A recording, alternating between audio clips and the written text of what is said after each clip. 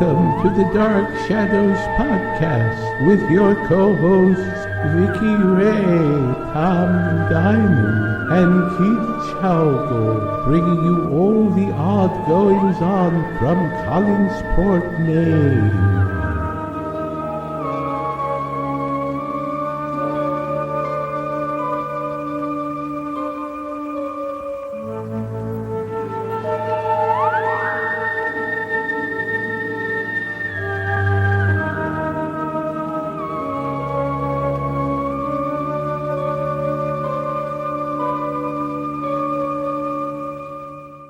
Hello, welcome to the Literary License Podcast, and today we have Kathryn Leigh Scott, who is an author, an actress, and an all-around media guru, as we like to think of her. Hello, Kathryn. Welcome to the Literary License Podcast. Thank you very much. I can't imagine. I'm thinking of myself as a guru of anything. I put it this way, I will happily cop to the fact that I'm a jack of many trades. But I'm a master of none. I know, you really, once I got into reading about what you've been up to recently, you really got your finger in just about every pie. I mean, you're doing all kinds of stuff. I mean, that's fantastic. It's so good to see this and to hear about it. Well, you know what? Maybe I'm just a late bloomer because now I've done something really ridiculous, I think. I bought a house. I bought this two-story farmhouse up in the boundary waters of Minnesota. It happens to be in the town where my brother is mayor. And now I'm renovating this house because I think it would be a wonderful writer's retreat. It's such beautiful country up there with, bears and elk and moose and trees and lakes and canoeing and lots of distraction. But also, I just thought it would be cold. This town is known. It has the reputation and the record for the coldest temperature in the lower 48, 60 below. But you don't have to go there in the winter. Anyway, I've taken on what now I'm a construction foreman. Our goodness. Well, You put me to shame. I'm almost embarrassed here. I've never done it before, but I've taken it out as sort of a family project with my two brothers, and I'm very close to them, and I adore their wives. So it's kind of a fun family project. But it's taken me far afield of things I should be doing here, writing and acting. Is your new house in where you grew up in Ribbonsdale? Oh, Robbinsdale. Robbinsdale, Minnesota. No. It's sadly, it's about 3.5 hours north of where I grew up. I grew up on a farm, but this is all farmland. And this house I just fell in love with it. And it's a bit tumble down, so it needs lots of work. But I think Those are the best ones, though. Yeah, I think it's going to be a fun project. Mm-hmm. Now, it says that what I have here is that you grew up in Minnesota and then you moved to New York to study at the American Academy of Dramatic Arts. Mm-hmm. Yes, I grew up wanting to be either a journalist or an actor. And they were really, they were the things that I was involved in all through school. And when I was 16, I got a scholarship to Northwestern University. And I applied in both journalism and theater. And I got the scholarship in theater. And oddly enough, that sort of, I guess, determined what was going to happen. Because I then got a scholarship to the American Academy of Dramatic Arts in New York. Again, drama. And even though I continued to write, theater, drama became my careir. And you also worked as a Playboy bunny in the New York Playboy. I was so surprised when I read that.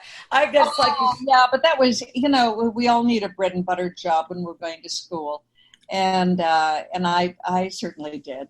And I got to New York. I got a job at Bloomingdale's in their complaint department. And I earned $18 a week because I had to work part-time. I was in school. So I saw an ad in the New York Times that said, "Girls, step into the spotlight, be a Playboy bunny." And it was the beginning of the new New York Playboy Club. And I also noticed that I was underage. I didn't stop. I don't think they cared either back then. Well, they did. They cared a lot because the state liquor authority. That is true. This is New Jersey, is it not? New York. So, New York. So I just took my one-piece bathing suit and I went over there, and there was another gal standing in line. In fact, we applied together. Lauren Hutton, who was Mary Hutton at the time. Oh, And wow.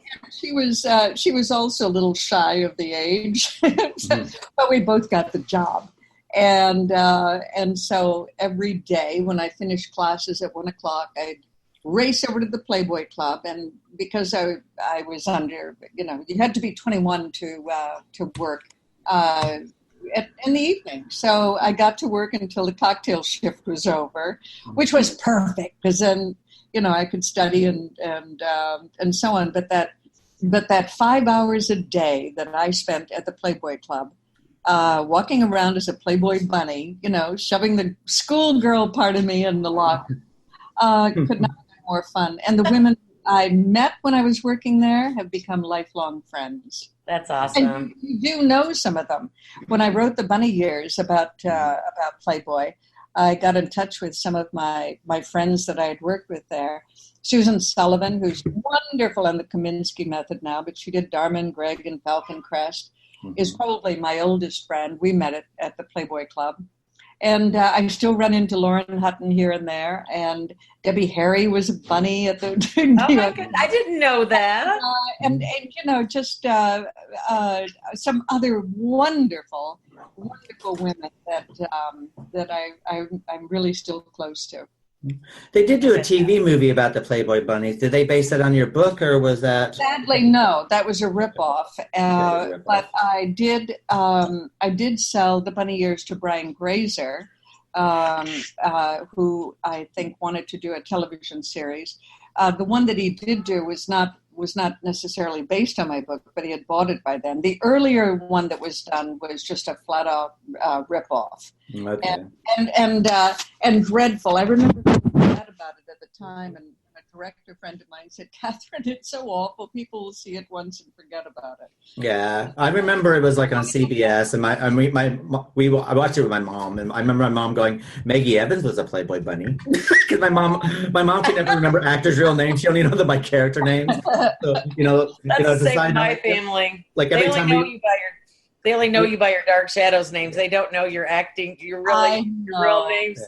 Maggie. Well, I mean, the whole many years that Falcon Crest was on TV, every time David Selby would appear, my mom goes, "There's Quentin Collins." Well, now here's the funny thing, because I see Susan all the time, and we have shared a couple of boyfriends and husbands because David Selby and Rachel Drummond were an item on Dark Shadows, and Mitch Ryan, and he played her husband on Dharma and Gregg. So Susan and I have Mitch, and we joke about it. We joke about it fairly often because we both love those guys.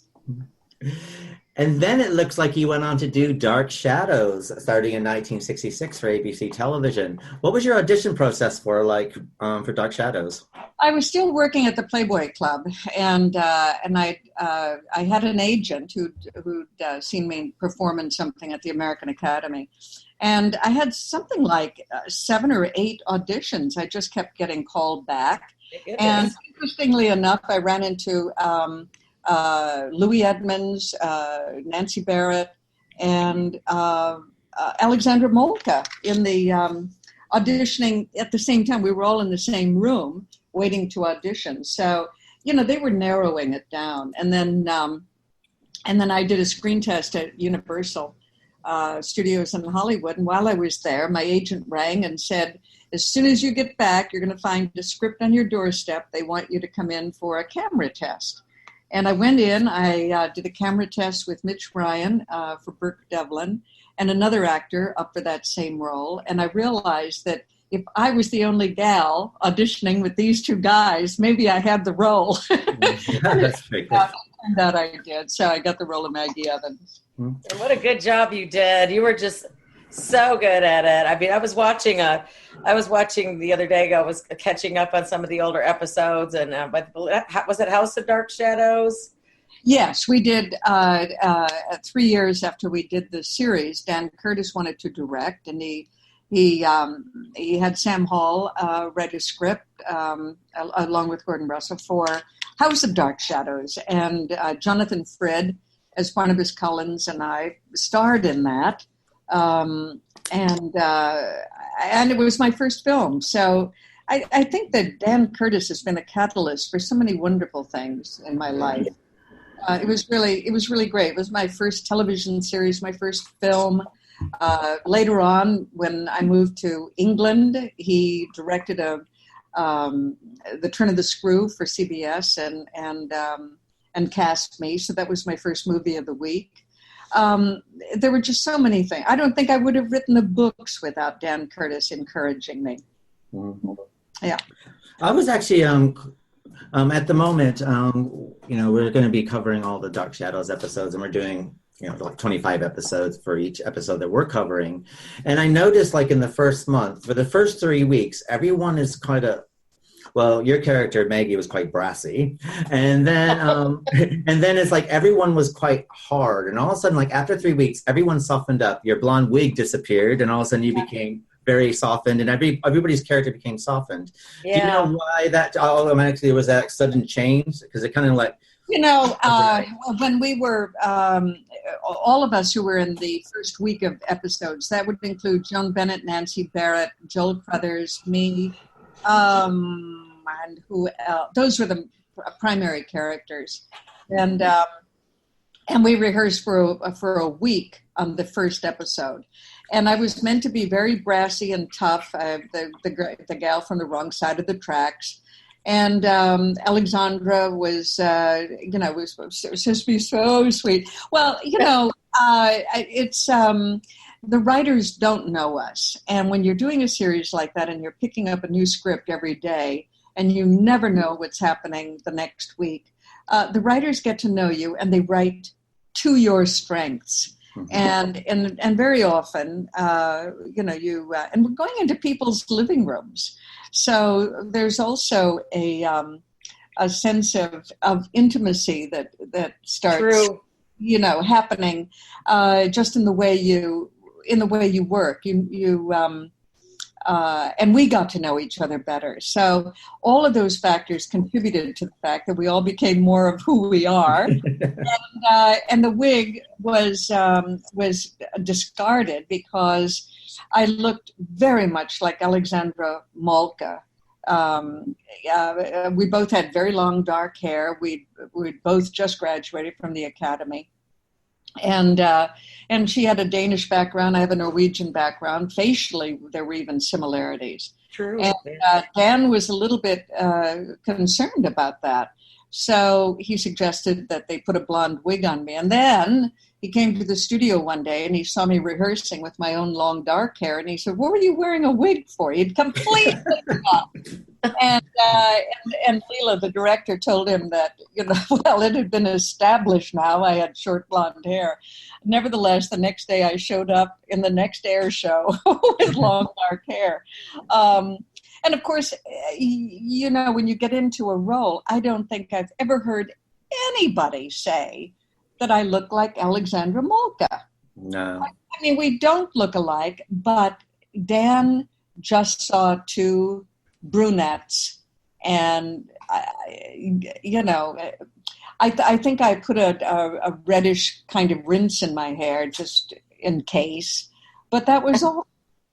That was all. We don't bear the least resemblance. Well, you're both quite lovely, so you had that down anyway. What was that? Well, I think that contributed, though, to Dan making Maggie all of a sudden, who was a waitress in a diner. Who knows if she graduated from high school? But suddenly, when Alexandra left the show, Maggie became the governess. Right. Out of the blue. And so I think that was also part of Dan's thinking. He had a vision of Victoria Winters, and he instead of hiring another actress, he just bumped me up. She up to governess. What was Alexandra like? Oh, she was lovely. She was just charming. We had as I say, a bit in common because of Scandinavian heritage. I think both her parents. Maybe her father was Danish. My father was Norwegian. Anyway, we were pals. We all were.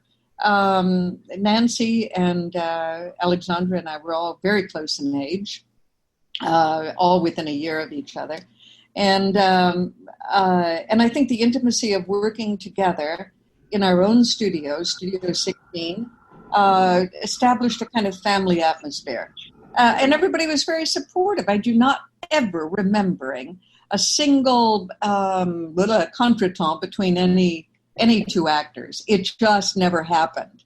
And from my understanding, that sort of thing does arise in other companies, other shows. It simply never, ever happened on our show that I was aware of. That's fantastic. Yeah. You all had chemistry, though. You did. You all seemed to you even cover each other when there was a blooper when you're my God. Yeah, we functioned like a little repertory company. It was... all of us had done stage work. A good many of us had done summer stock, and summer stock is simply survival of the fittest. On stage. You barely know your lines. You just get on there and do something. So yeah, we all looked out for each other. There's no question. We were close knit then, and we still are. Now, Sam Evans was played by two different actors, and you started out with Mark Allen, then you moved on to David Ford. What was it like when a character you got used to working in their acting style and then would change and you get like a different acting style, but they're actually the same character that you're acting against? How was that like? That's different because they were both excellent actors. I think Mark Allen was really from California. I think he wanted to move back to California. And also, he just wasn't used to learning lines like that. That just and that's very difficult. You take on a show like that, and you've got 30 pages of dialogue every night. And he wasn't comfortable with that. And he was replaced by David Ford, who was primarily a stage actor in New York. And when you're even though there was no time lapse between the change. I mean, one day I was with one father, the next day with the other. Mm-hmm.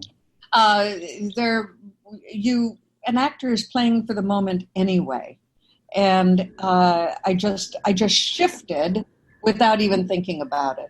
You simply respond to the moment and to what the other actor gives you. It's not so odd in that there are a lot of shows that are double cast. So when you are always working with two different actors in one role, that happens often. It happens on Broadway. I mean, Jeff Daniels is leaving To Kill a Mockingbird and Ed Harris is walking in. Right. So, this is not an unusual thing. Yeah, it happens on stage all the time. I know that. Yeah, so. And it also happened with Jimmy Hall, an actor who was in my acting class with Uta Hagen. And he was cast as Willie Loomis, and he was replaced by Johnny Carlin, and we just went with it. And if you remember right, it happened with Burke Devlin. Two different actors played that role. Right. Anthony George took over for Mitch Ryan, and Mitch Ryan was doing a Broadway play with Lee Remick. He was doing Wait Until Dark. And he left. So we dealt with this multiple times. What are your views on when an actor leaves and then people write salacious rumors about that person when they leave? For instance, there are some salacious rumors why Mark Allen left, and in reality, the reasons are totally different than what is being said. Him acting inappropriate. So how do you feel about people perpetrating these kind of rumors like through the web and carrying these rumors alive today when they shouldn't really be left alive? I think I live in a kind of bubble because I wasn't aware that there were these sites. But Laura said to me one day, because Laura and I talk all the time, and she said, she said, "You won't believe it, but there are people out there that say terrible things about us." And then she laughed. You know that laugh, that wonderful. Yeah. And I was startled. I said, "What?" Because everything that I have read, on Facebook things and so on, they're always so complimentary. And I said, "What are they saying?" And she said, "You don't want to know." Well, I'm not even familiar with these websites. I've never been on them, so I am in a bubble. But all I can say is that Laura and I were there. I was there from the very first day of the show until 5 months before it went off the air. Laura was there until that last show. We know what happened. And I dare say, ask me a question, and I will tell you the truth. I mean, what do you really wonder about? What have you heard? Well, according to this website, when I was doing some research, because we knew that we were going to be interviewing you, it said that Mark Allen, that basically the reason why he left the series is because he was sexually inappropriate to some of the female cast members. And there was a problem between David and Hennessy, where it actually came down to, it was either David Hennessy would leave and they could find another David, or Mark Allen had to leave, and basically it was decided that Mark Allen should leave because this is absolute complete nonsense. It is no. I mean, that is complete nonsense. I knew this guy. I knew this guy really well. He was a California actor, and I think he was living in one of the, like the Lambs Club or something like that while he was on the show. And I used to get together with him, and we'd sit and run lines because he really did have difficulty with lines. So that is truly salacious and completely incorrect. Good. I'm so glad to hear that, because I hate reading things like that, especially when there's no truth behind it. Completely incorrect. And now that you've indicated that, I get an idea. I set the record straight on that for the fans. Now I get an idea of the kind of thing you're hearing or reading, and I can only tell you that how in the world can these people who weren't, in many cases, even born when we were doing the show, come up with these kinds of stories? Nonsense. I mean, I won't tell where the website is on live here, but I will send you the website. And when you read it, you'll be like, it's just the way that they've done it. It's like they like reproduce imaginary dialogue between, two people and everything. And they try to substantiate everything. And by the time you read it, it's like, oh, this is kind of bad, really. So I'm glad we put that rumor to rest. So anyone who actually knows this website and got on there, I suggest you highly veto this website and don't take any precedence on what. Well, no, and I think anybody listening to your broadcast now should know that I've published something like 8 books about Dark Shadows that include behind-the-scenes stories. And I've invited all of the Dark Shadows actors to contribute to these books. Laura has, and George DiCenzo, who is a producer, and Jonathan Frid, so many of the actors. And I've interviewed them because if there was something I wondered about, I would talk to them. So if none of this nonsense has ever cropped up in any of these conversations, I promise you it's not true. That's terrible. You're unaware, and people are. Well, sometimes I think people write stuff because it's good clickbait on the web. Yep, could be. So, oh, look, I got another viewer. Someone looking at my rumors. Yay! So basically, Dark Shadows, had some difficulties in this first 13 weeks, and then of course the next 13 weeks, viewers started picking up when we had the Phoenix storyline. But then all of a sudden, the ultimate thing happened, and all of a sudden Dark Shadows takes a big turn with the invention of Barnabas coming into the series. Now you've got to play Josette, but do you think that the reason why you got to play Josette is because correct me if I'm wrong because this might be a rumor, but basically you were on set one day when you were not supposed to be on set because you were watching what was going on, and you got to play Josette's ghost. Yes, that is absolutely true. And when people say that we had trouble in the first 13 weeks, I think one has to keep in mind that we were doing a show that was completely different from any of the other daytime shows. They were mostly domestic dramas. One or two took place in a hospital. But otherwise, they were contemporary domestic shows. Yeah. Our show took place in a remote Maine village with an eccentric family, and it was more of a Gothic bodice ripper.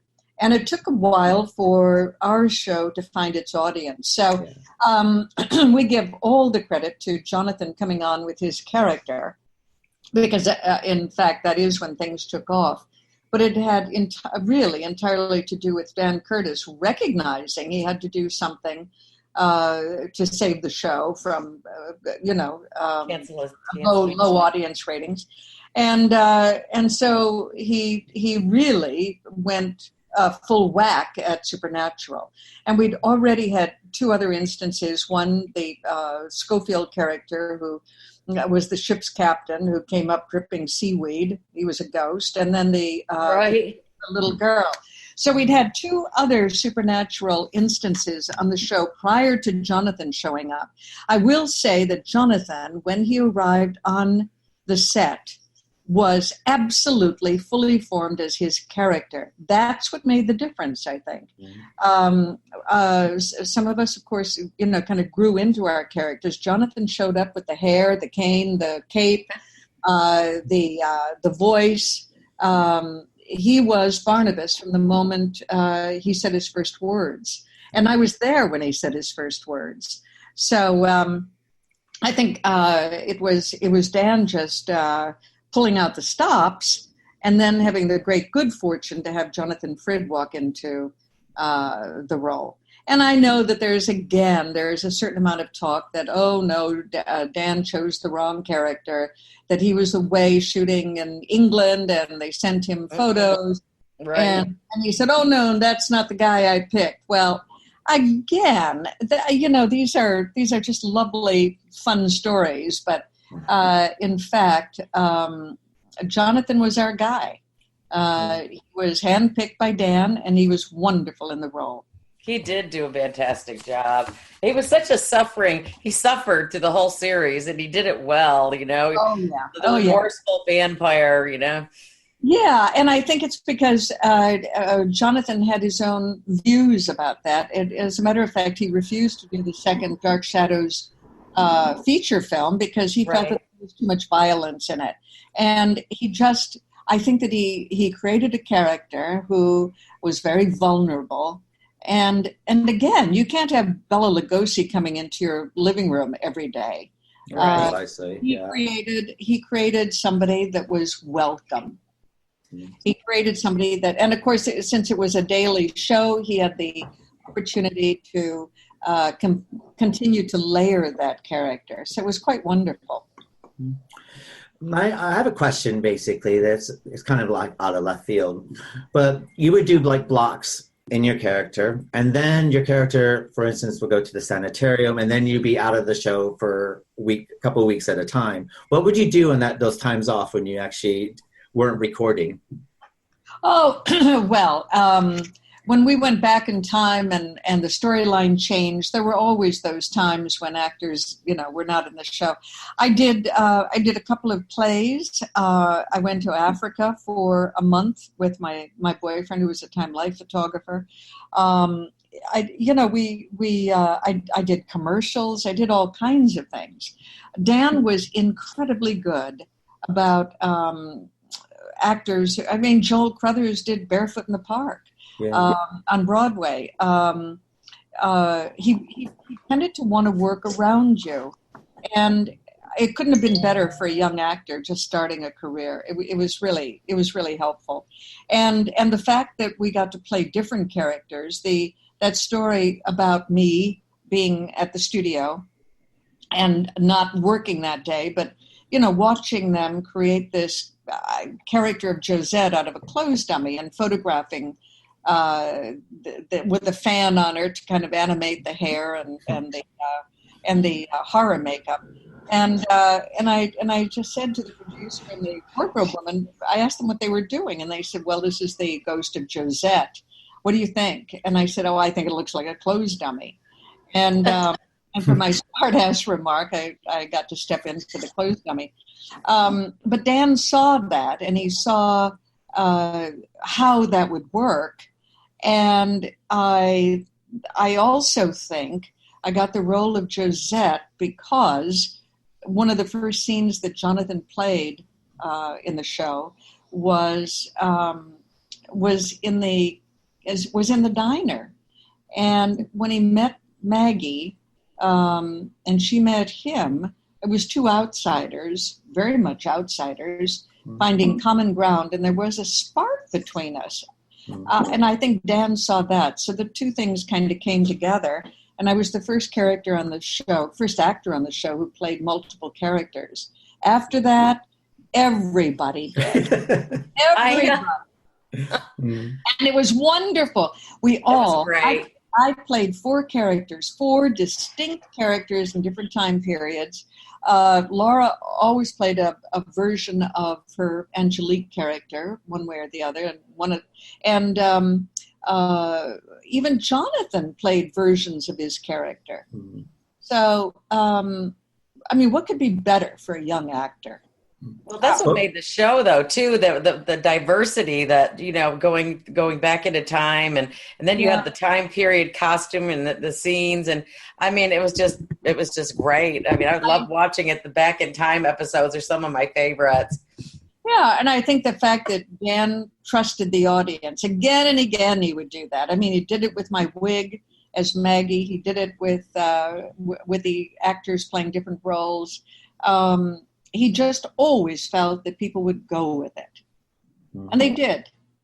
Did you all expect it to become the phenomenon that it did? Oddly enough, I usually say no, but. The truth is that even as we were doing the show, we knew that we were doing something special. I don't know that we expected it to become the cult that it did. That's something that one can't ever imagine. But I always knew that we were doing something different that I was very proud of. What was your favorite character to play in Dark Shadows? If you had to pick one favorite one. No, I couldn't pick one. I loved them all, and they were. But I got to play Maggie and Josette the longest, and I played the two of them kind of back and forth sometimes. But they were very different. I liked them both. I liked all of them. What was it like shooting House of Dark Shadows and shooting on the TV show Dark Shadows at the same time? That was a logistical nightmare, and that was Dan's problem, not mine. There were only two of us who were not in the show while the filming was going on, and that was Jonathan and me. David Selby and Laura Parker held down the fort, so to speak, with Grayson going back and forth and Joan going back and forth. But Jonathan and I was actually in more scenes than anybody. I know we think Jonathan was, but I was actually in more scenes, and I worked almost every day.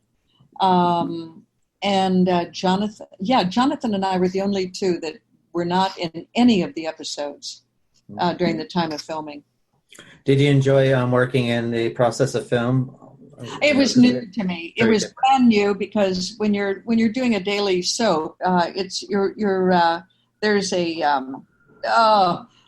a survival instinct that takes over. You only get one shot at it, and you couldn't afford to make a mistake. So, in a way, you always had you created a safety net for yourself. And when I was on the very first day of the film, and I saw that we were doing multiple takes, I couldn't believe it. I had never done a film.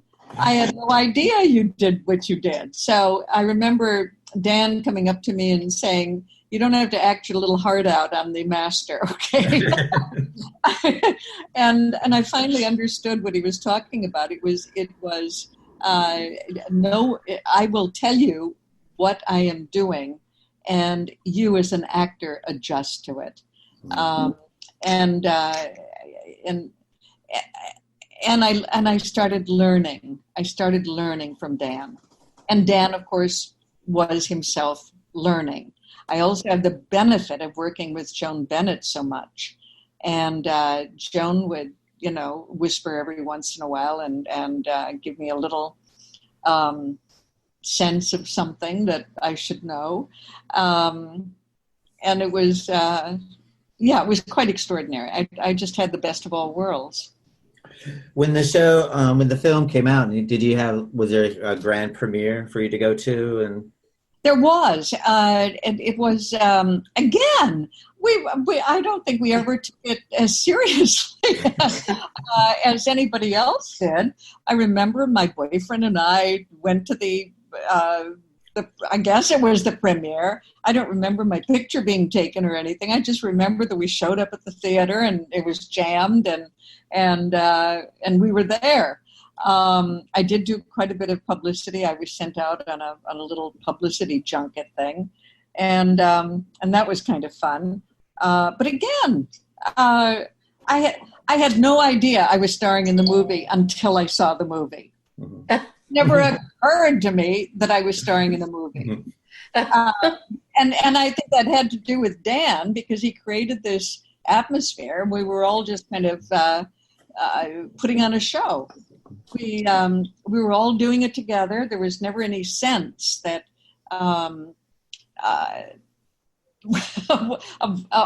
what we were doing. It was just like business as usual. You were just like doing Dark Shadows, basically. Exactly. And I remember turning to my boyfriend and saying, "My God, I'm in this a lot." Kind of surprised. Well, was it quite daunting to see yourself on a big screen? Oh yeah, it was. And keep in mind, this was in New York, and we were engaged in the TV series immediately after doing the film. There was never, we were completely out of the whole post-production. So the first time any of us saw it was that night at this big theater on Broadway. And I barely remember it. I just remember being kind of shocked that I was on screen so much. You did it. You were quite present in that movie. Yeah, it was funny. It was funny. If I'd been in Hollywood, and today actors are just so aware. They're just they brand themselves. They really build up their social media. They do. They're very different than we were when we were pounding the pavement. Right. Resumes and photos in hand, auditioning in somebody's office. There was no such thing as tape or film. Nobody had a reel. I don't know how you got a reel in those days. It was expensive enough having an 8x10. Oh, goodness, yeah. So young actors are much more savvy. Well, they have all this technology now too. I mean, like you said, social media. They have all these platforms, and it's so easy to send a video on your camera phone now. I mean, we had none of that. We had none of that. If I missed seeing myself in a show because I was rehearsing, I missed it. I don't suppose I saw more than a handful of episodes in the entire time that I was working on Dark Shadows. Mm-hmm. So I was really kind of unaware of the progression of the show, of what the other plot lines were. I think that I was pretty much unaware that I had such a major role. Mm-hmm. The show closed in 1971 with the last episode, and then you moved to Paris, France, and you starred as twins in a French language film called, I'm probably going to L'Omega. Yeah, that's good. The other nice. And that was fun, oddly, because I didn't speak French. I was learning French, but I learned the role phonetically. That was fun. And then I did a couple of other films. I moved to England, again with my boyfriend, who was a Time Life photographer. We married. And I did a lot of theater. I worked in the West End with Jimmy Stewart and Harvey. Mm-hmm. I played Kelly. I worked in rep. I worked at the Bristol Vic. I did a lot of BBC, multi-episode things, miniseries, movies of the week, and some really, really fun things that. I think most of my major work was actually done in England. It looks like I see that you did a film with George C. Scott, The Last Days of Patton. I did that in England. I did Murrow with Dan Travanti playing Edward R. Murrow's wife, Janet. I did a series called Chandlertown with Powers Booth based on the Raymond Chandler short stories. George C. Scott's mistress in The Last Days of Patton. So I did a lot of work there. And I suppose my career would be very different if I had gone to Hollywood and I'd done the equivalent work in Hollywood.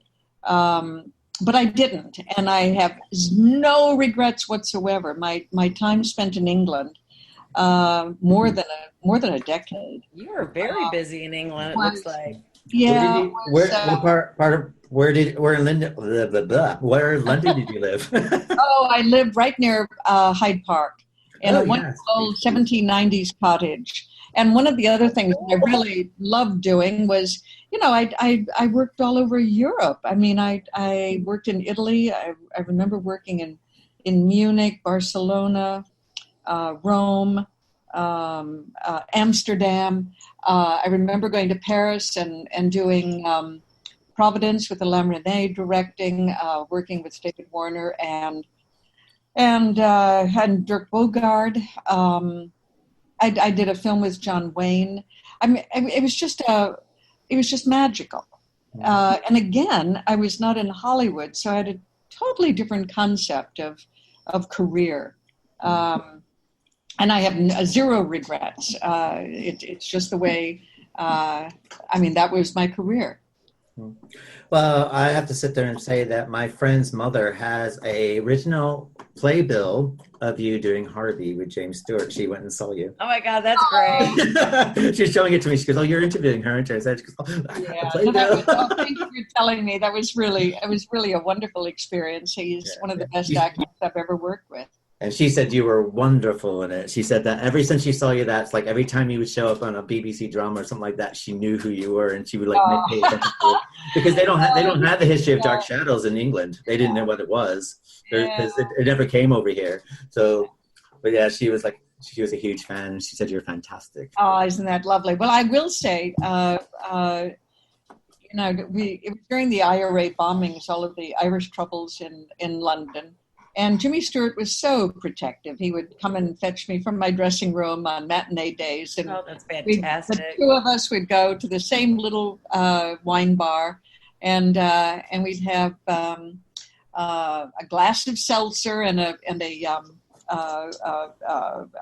quiche Lorraine. That was our every week meal. And Saturdays and Wednesdays, and then we'd walk back, and very often we'd find that. We had to wait outside. They were, they had cordoned off the theater. They had dog sniffing. Right. And, but he was so wonderful, and we remained close friends until he died. I'm just terribly fond of him. Mm. For our listeners who don't know, but the Prince of Wales Theatre is actually smack dab in the middle of Leicester, between Leicester Square and Piccadilly Circus. So yes, it's a huge theatre. It seats 1,200. Yeah, it was just a huge theatre, and we never had an empty seat. Yeah. I mean, it was completely sold out. And the other wonderful thing is that because Jimmy and I had lunch every matinee day, any of his friends who showed up had lunch with us. So I got to meet Richard Widmark and Rosalind Russell and Henry Fonda. And I'm trying to think of all the people that, came to see Jimmy, and then he'd haul them off to lunch with me. I'm jealous of Rosalind Russell. I am such a huge fan of hers. Yeah, but it was just a lovely experience.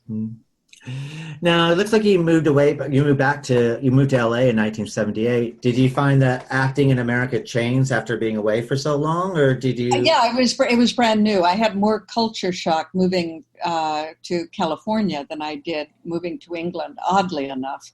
But I was cast in a film with Anthony Quinn and Jacqueline Bisset, and we shot in England, and then I flew to New York where we finished filming, and then I went out to LA, and my agent put me up for a pilot, which I got. It was with Tom Selleck. I've done 2 pilots and I don't know, several episodes, Magnum PI and various things with Tom. He's, again, I put him in the category with Jimmy Stewart, one of the nicest, best actors. I just adore him. And I did that pilot and went back to England, and then my agent called and said that there was another pilot. Oh, I know. I came back to do a thing with Dan Curtis, a movie of the week, and then I did another pilot and another pilot, and finally the one that really took off was with Brian Dennehy, Big Seamus, Little Seamus. And I think I kept, the house in England, in London, for another 20 years. And I kept going back there and working. But from that point on, I had one foot in both London and LA. And I just kept going back and forth. In 1985, you started Pomegranate Press to start publishing books. How was your foray into the publishing world? Well, somebody asked me to. I'd always been writing. I'd written magazine articles, and I'd started a couple of books, novels, and then I was asked to write something when Joel Crothers passed away, and then shortly afterward, Grayson Hall, and I was writing pencil on legal pad, and I just filled the legal pad and then another one, and I submitted the little magazine article. But then I just kept writing, and it turned into book length because I just remembered so much. And I kept running into Laura and David Selby, and finally I said to my husband, who was a Time Life photographer, I said, "You took a lot of photographs, didn't you, when you used to come over to the studio?" I said, "Do you know where they are? They've never been. They were still." Just negatives and contact sheets. And he dug them out, and I said, "You know what? I've got a book." So I used Ben's photographs, and I wrote my scrapbook memories of dark shadows, and I had such a good time writing it. And then I thought, I know how to reach my audience. I know the Dark Shadows fans. So why am I going to a New York publisher and so I started Pomegranate Press, published that book, and it sold so incredibly well. I did multiple printings, and I just plowed the money back into publishing other books. I will say that I don't know, I've published maybe 70 books altogether through Pomegranate on a variety of subjects, and certainly not all my own writing, a lot of other authors. But I just loved making books, and not one of my books ever lost money. So, they all broke even at least, and I just, and I love doing it. So Pomegranate is still around. I'm not publishing anymore, but all of my backlist are on ebook. There are audiobooks for many of them. But in these years, in the last 8 years since my second husband passed away, I've been writing fiction. Now, I noticed that for our listeners out there, if you want to read more of Kathryn's fiction, it is available part of the Amazon Prime Kindle special. So if you got that, you can actually download her books and read them. Now, Dark Passages. That's the one that was my first novel, and I love that book. It's very meaningful to me because Ben and I divorced, but we were really close friends. And my second husband was the founding editor of Los Angeles Magazine. I seem to have a thing for journalists. And anyway, we were together for 20 some years, and he became very ill. And so I became his caregiver, and I would sit with him and with my laptop open, and I started writing Dark Passages, and it was published 6 months after he passed away. So that was my first fiction, and then I started writing the Meg Barnes Jinx series, Down and Out in Beverly Hills, and things. Brilliant. I love those. Dance at the Savoy. Yeah, You wrote some books on caregiving as well. I did, because the doctor that treated Jeff suggested that I keep a journal because the disease that my husband had there was no cure or treatment. It was called progressive supranuclear palsy, PSP, and I started keeping a record because he said, I'll be giving medications and there'll be, changes. It's best you keep track. Well, I realized after Jeff passed away that I had this template for a book on my laptop. It was a daily diary, and not only about his care, but also about my emotions and the challenges that I felt as a caregiver. So I wrote the book. I became very involved in Cure PSP, which is a wonderful organization. There's a PSP organization that's very strong in the UK. I visited their offices. They do wonderful work, and there's Cure PSP in the United States. I've been a spokesperson for them on occasion, and I've written now 4 books on caregiving. I never expected to do that, but a publisher approached me, and my agent rather, and asked if I would do it. And I've written 4 books on caregiving. I bet it strikes a chord because that's something that a lot of people have to deal with. Eventually. Everybody. Yeah. I don't know anybody who has not, at some point or another in their lives, had to be a caregiver. And especially at this time of my life, most of my friends have been through it or are doing it. You're caring for an elderly parent. You're caring for a sister, brother, a spouse. And it's a privilege, as any caregiver I think will tell you, and it is a challenge. Right. Writing on a very personal level about that, I now get a couple of letters a week from people who've read my book, which is very specific to me and to my caregiving experience, and yet it strikes a chord because I think all caregivers essentially deal with the same things. At a certain point, you realize that there is nothing you haven't seen, done, and taken care of. I would imagine people look to that because it's some journey that some of us are definitely going to have to, deal with. Absolutely. And someday, or like you said, they have, and it's great that you wrote that because I'm sure that it was very. It was cathartic. Yeah.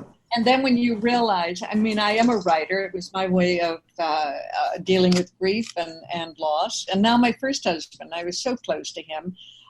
Ben has passed away as well. And I really do feel the loss of both of those people in my life. I was very, very close to both of them. Yeah, I was a caregiver for my grandmother who had Alzheimer's. Though I have to sit there and say that I have listed, for me personally, going through extreme highs and extreme lows through the whole process, I do have to sit there and say that in a weird way, I feel like I'm closer to her now, after she passed. For some reason, I have like these really weird, special memories and moments that no one else was ever going to have that I was able to share. Yeah. I mean, from the point where, all she wanted to eat was jelly beans and hot fudge sundaes. Oh. She would just laugh. You know what I mean? She didn't know who I was, but she would just laugh. And I know. But all Jeff wanted were pancakes and malted milks. Yeah. It's like, and every time I think of jelly beans and hot fudge sundaes, I just smile now. So, but yeah. Now, for your works of fiction, how did you find working on like memory books, such for like Dark Shadows, and memorabilia books, such as your lobby cards books, and then changing formats to write fiction?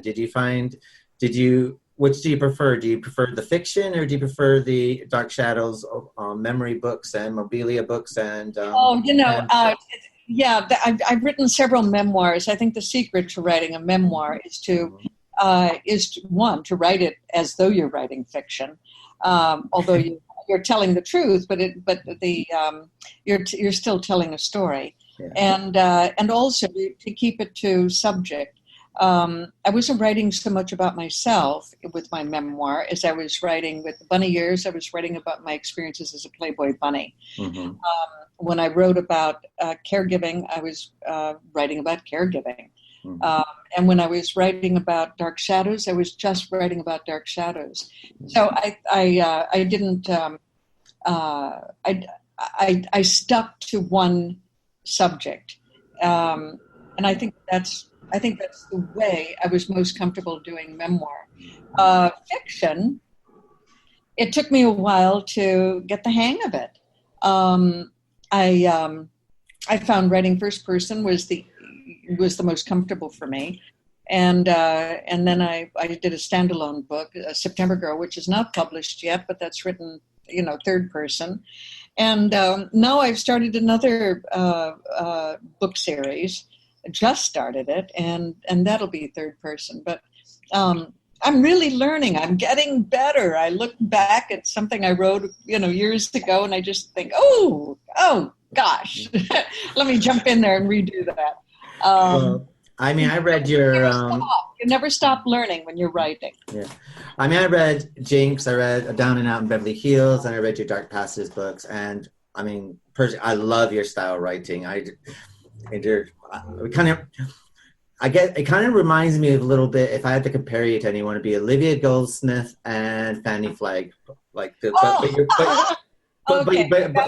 your own creation. But and the reason why I compare you to those two, because when I used to read Olivia Goldsmith before she passed, and Fannie Flagg books, I finished your books, and after I finished them and I put them down, I feel really depressed because I feel like I just lost some friends. It's like, and that's what I like about your writing style. It's like I become so close to them, and they make me smile, and when they get themselves in all sorts of trouble, I just like.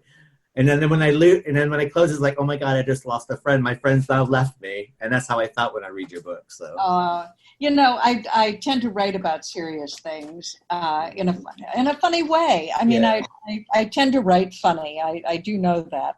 I think I don't like being unhappy for very long. So, but the reality is that Down and Out of Beverly Hills is about a woman who has everything and loses everything. Mm-hmm. I for many years worked in the homeless program at my church, and so I saw a lot of homeless people and what their struggle was, and realized that there were some of them, women especially, living in their cars. So that was the basis for writing it. So in fact, it's a very funny mystery series. But what I'm writing about is the gritty underbelly of homelessness, and in Dark Passages, I'm writing with a wink and a nod to Dark Shadows, of course. But I'm really writing about a mother-daughter relationship, and I think. Once you read that whole book and then think about it, you think, oh my God, that's what she was doing. Because it's not apparent in the story. I tend to write funny, and maybe I need to stick with that. But you're right, funny. But the thing is, there's this thread of truth that runs through your books, and that's what I think. And I think to be able to capture that is truly remarkable. And that's why I was, before we recorded, I was asking you, like, are you coming up with another Meg Barnes book? And well, you know what? I understand why you're referring to Flagg and Goldsmith, because they too did that same thing. They wrote about, serious things. Yeah. But very funny. A lot of humor. Yeah, and there's always humor in the absurd sometimes, in the absurd situations. Oh yeah, I mean, who doesn't sometimes feel like just laughing at a funeral?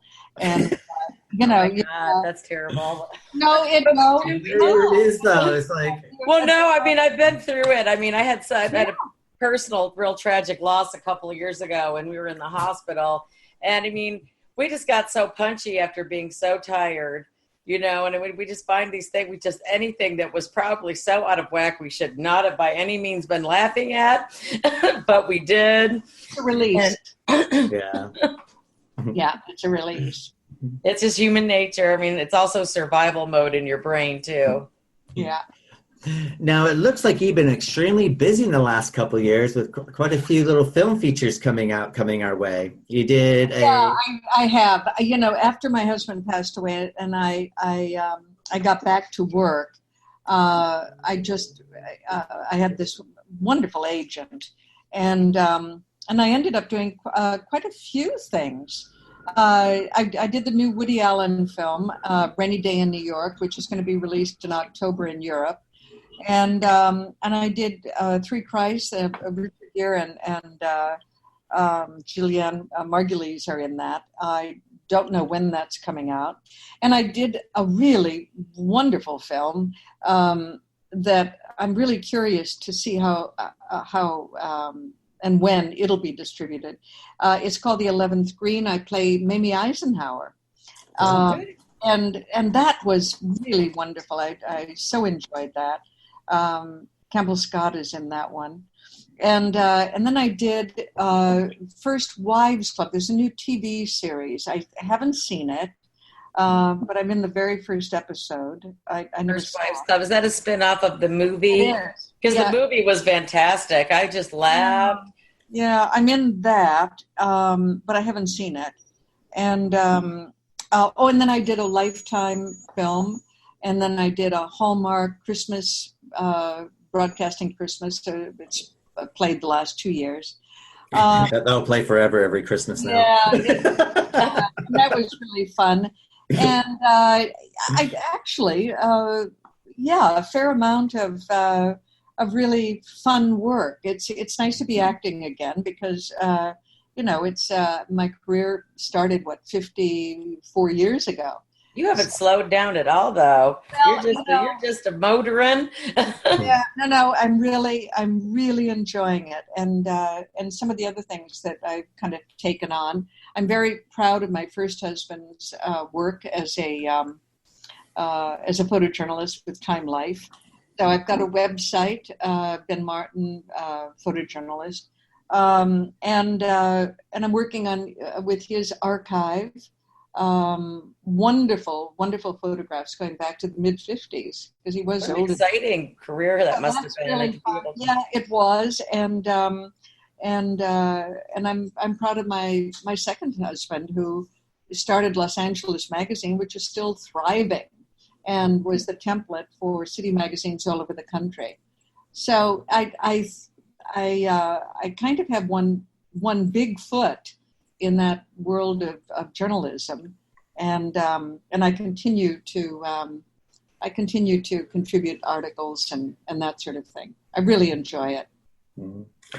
And I'm doing these audio books. And I must say I am thrilled. There's a company called Oasis, and they are doing all of the Marilyn Ross Dark Shadows books on on audio. And so far I've done Dark Shadows and Victoria Winters and the first Dark Shadows, and I'm currently doing The Secret of Barnabas Collins, and I'll be recording all of these. Years ago, I was asked if I wanted to reissue these paperbacks, and the timing wasn't right for Pomegranate. So it just feels very good now to be doing the narration. I've done quite a few audiobooks, so and this is personal. I'm just loving it. How do you enjoy narrating for audiobooks? What's the process like? I've always wondered. Well, you're all by yourself in a studio with an engineer, and you just read. I find myself sitting there with the earphones on in my own little world, becoming so involved in the story. And the stories have nothing to do with what actually happened on Dark Shadows. But because they're novelizations, but I get so involved, and I'm sitting there literally reading for 5 hours. And you do it all in one sitting? Oh no! It takes a. It takes I was going to say, oh my goodness. Oh yeah, no. Yeah, no, because no. Certainly not in one day. Believe I was going to say you'd be no. I've never understood how they did audiobooks either. No, the longest that I've worked, because it's your voice, and you start getting a little foggy after a while. About 5 hours is the most I can go. 4 is probably optimum.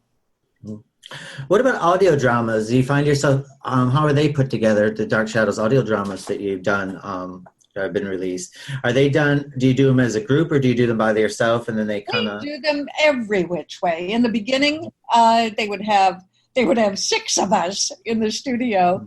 And of course that turned into that was like a party. And, we'd get together with Johnny Carlin and David Selby, Laura Parker, we just have a high old time. But, Nancy Barrett lives in the Southwest. Marie lives on the East Coast. We all live different places. So now we sometimes just go in and read our own lines, which isn't nearly as much fun. One of the best experiences, I went into the studio with Mitch Ryan. I adore them. And we did a couple of them together. Laura and I always have a good time. I mean, Laura and I are very close, and we always have a fun time. So before we wrap this up, what is your favorite memory of Dark Shadows that you can share with our listeners? Oh, my favorite memory. I don't even know. I have a couple of them. I think that my favorite scene that I ever did is the one in the diner where I meet Jonathan Frid the first time as Barnabas Collins, the stranger who, I see through the window as I'm about to lock up the diner, and I'm ready to close and leave, and I'm tired, but I unlock the door, invite him in, make a fresh pot of coffee in the Silex, and chat with this man. It's my favorite scene. And next to that, there are several scenes as Josette that are wonderfully romantic. There are a couple of scenes I did with Laura and with Jonathan. One of my favorite actors to work with was also Johnny Carlin. We just had a kind of intimacy in that studio. Jonathan Frid, when you were together, sometimes it just reminded me of Wuthering Heights. I don't know why. It was such a Bronte moment. I know. And I never stopped to think. There I was, 20 years old. And I was enthralled with this man who was more than 20 years older than me. And I never stopped to think that there was an age difference. Joan Bennett became one of my best girlfriends right up until the day she died. I loved that woman, and I used to stay with her in Scarsdale, and a couple of times toward the end of her life. She was like a girlfriend. I can't explain it, but old and young, we were all working together. And You're like a family, basically. It never occurred to me that I was having a romance with this middle man. I mean, what was I thinking? And if somebody had told me he was 200 years old, I would have been shocked. Definitely a generation gap going on there. Exactly. So, yeah, it's an interesting question because, I mean, I love that. And there are other roles that I love playing. I love doing Providence. I love Bogart. I got to know him. And I love doing playing Sally Decker in Police Squad. I love comedy, and that was physical comedy. I've been playing George Siegel's girlfriend on The Goldbergs. I hope they invite me back. Oh my goodness, I have to watch those episodes. Working with George Siegel is just wonderful, and again, physical comedy. And it's just fantastic. Well, George Siegel is comedy gold. Oh, he is. Yeah, he's magic. Yeah. So, if people wanted to find you on social media or by your website, where should they go to? Well, I'm on Facebook, and I'm sure there's a way of finding me. I mean, I'm Kathryn Leigh Scott. What can I say? And my website is www.kathrynleightscott.com. And so that's the easiest way to find me. And I try to keep up with everything. Don't try to message me on Facebook because I don't think I've ever looked at it. I just go to the part where, there are things down the middle. And I read. Go to your feed and your page. I go to that and I forget to add new. So I've got this big number of people that I've got to click and make friends. But I forget. But anyway, I am on Facebook and I do try to keep up with it.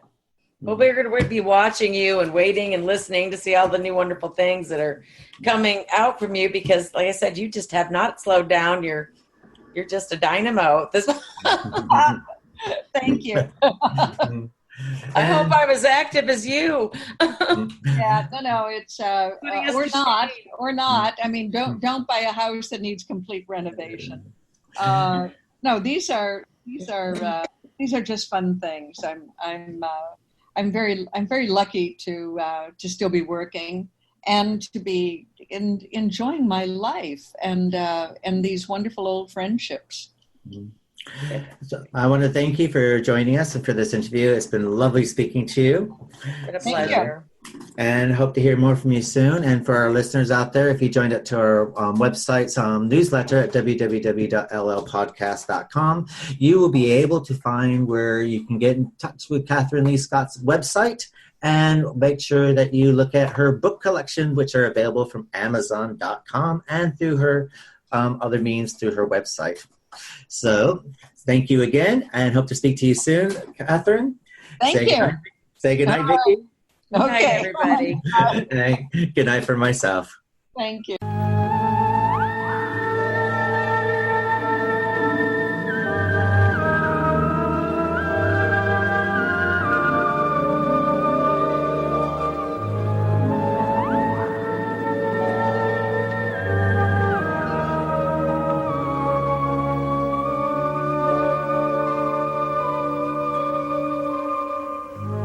This has been a Literary License Podcast production. If you cry for help, there's no help for you.